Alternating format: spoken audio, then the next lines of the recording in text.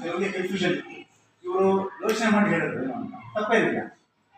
ಆದರೆ ಇವರಿಗೆ ಉತ್ತರ ಭಾಳ ಇಷ್ಟ ಆಗ್ತದೆ. ಕಂಫರ್ಟಬಲ್ ಯಾಕೆ ಅಂತ ಹೇಳಿದಾಗ ನನಗೆ ಕಂಫರ್ಟಬಲ್ ಸೈಕಾಲಜಿಸ್ಟ್ ನನಗೆ ಕಂಫರ್ಟಬಲ್.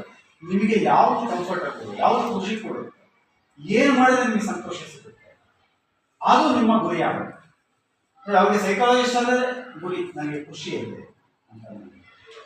ಸೊ ಅವ್ರಿಗೆ ನನಗೆ ವೆಲ್ಯೂಮ್ ಹೇಳಿದ್ದು ಇಷ್ಟ ಆಗ್ತದೆ, ಮತ್ತೆ ವಿನುತ್ ಅವರಿಗೆ ಇಷ್ಟ ಆಗ್ತದೆ. ಯಾಕೆಂದ್ರೆ ಅವ್ರಿಗೆ ಸ್ಪಷ್ಟತೆ ಇದೆ. Mechanical engineer, mechanical.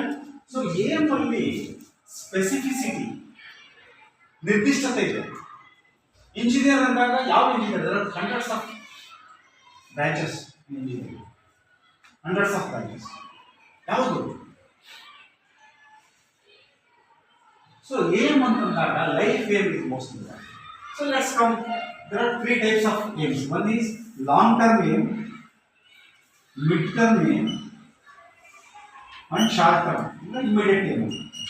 So ಇದು long term aim. Long term ಅಂದ್ರೆ ಇದಕ್ಕಿಂತ ದೂರ ಇದ್ರೆ ಅನ್ನೋ ಲಾಂಗ್ ಟರ್ಮ್. ಬರೀ ಒಂದು ಕೆಲಸ ತಗೊಳ್ಳೋದಷ್ಟೇ ಅಲ್ಲ.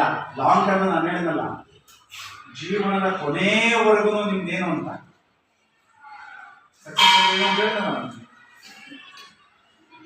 ಸಾಯುವವರೆಗೂ ನಾವು ಹೇಗಿರ್ತೀವಿ ಅನ್ನೋದ್ರ ಬಗ್ಗೆ ನಾವು ಚರ್ಚೆ ಮಾಡೋದಲ್ಲ, ಅದು ಲಾಂಗ್ ಟರ್ಮ್.